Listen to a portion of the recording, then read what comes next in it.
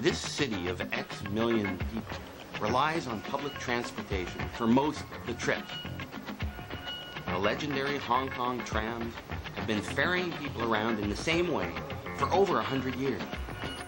And the Star Ferry is a graceful and breezy way to get from Kowloon to Central. The Peak Tram takes you high above the freight.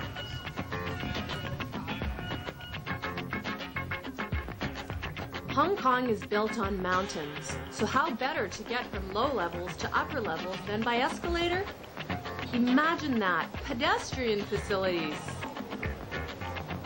We met energy guru Amory Lovins at a design conference, and this was his take on the energy crisis. It's changing the mindware that's really the challenge today. It's pretty straightforward to save half the energy easily, and over time more like 3/4 of the energy in existing buildings with very attractive economics. As you gradually replace them with new buildings, the savings get up around 90% and the capital costs go down. And that's going to give us better lives and a stronger economy as well as a sounder environment. Far from the pollution of downtown Hong Kong, we were lucky to discover the car-free paradise of Lama Island, a 40-minute ferry ride from Hong Kong's bustle. We lived in Gaia Valley, sharing the cabin with spiders and geckos.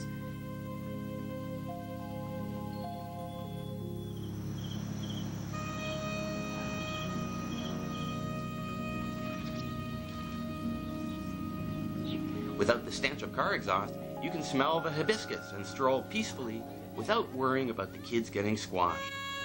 8,000 people live on Lama Island, moving around by foot and by bike. Paradise, though, had a wrinkle. 3 giant smokestacks from a massive electric power plant. The plant was burning 3.5 million tons of coal each year, and they were planning to expand. But the message from Kyoto was clear. We must reduce our reliance on fossil fuels. We helped bring together a coalition of environmental groups and citizens to say no to the expansion. The group, Act Now, was formed and distributed information, held public meetings. So there's this very, very thin layer of atmosphere around the planet. And it doesn't recognize any borders, obviously, between countries. They don't even need this power station, whether it's a wind turbine or a coal-fired gas or a gas power station. They just don't need it because we haven't even started to explore the possibilities of saving electricity. And rallied politicians against the company's plans. We want clean air! We want clean air! To date, the expansion is still on hold. No more power plants! No more power plants! Solar power has tremendous potential for Hong Kong and for the world. A very normal homeowner who can just stick the photovoltaics on their building, and they could quite happily generate enough electricity during the day to use for their electrical needs.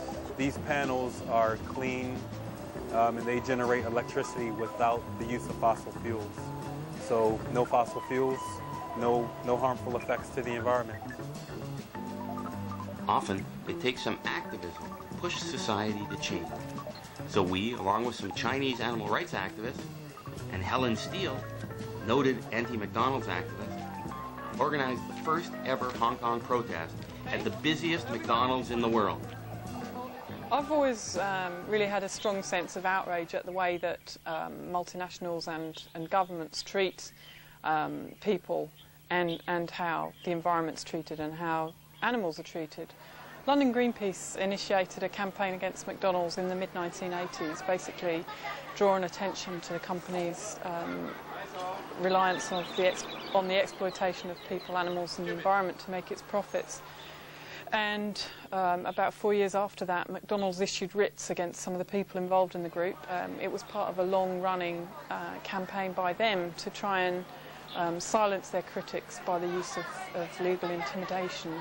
But we decided that we'd fight the case, and I think effectively the tables were turned and McDonald's found themselves on trial with their business practices under, ever greater scrutiny in the witness box. What's wrong with McDonald's, the most famous leaflet in the world? What's wrong with McDonald's? people became really outraged, and it did become a very big free speech issue. People do have a right to criticise the powerful organisations that operate in society today. McDonald's are a bully. They've got to be stood up to. But the whole campaign around the world has really shown what people can do if they're organised and determined. They can take on the most seemingly powerful organisation and win. A boat ride up the Coral River brought us to the Chinese city of Guangzhou, formerly known as Canton. Our bikes were in good company. The bicycles still ruled on the busy Chinese streets, and bike repair was easy to find. We found ourselves in the market, chock full of animals destined for Chinese traditional medicine. Everything from lizards to cats were on sale, and we were angrily scowled at when we tried to film a vendor illegally selling a bear's paw and gallbladder.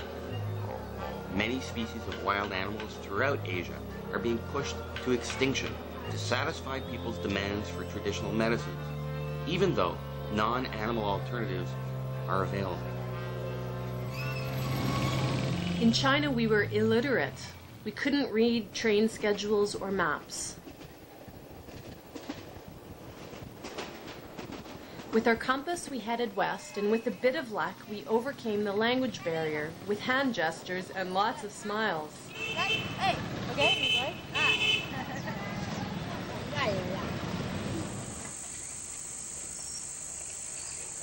As we cycled the countryside in southern China, crowds at roadside restaurants would gather while we fueled up.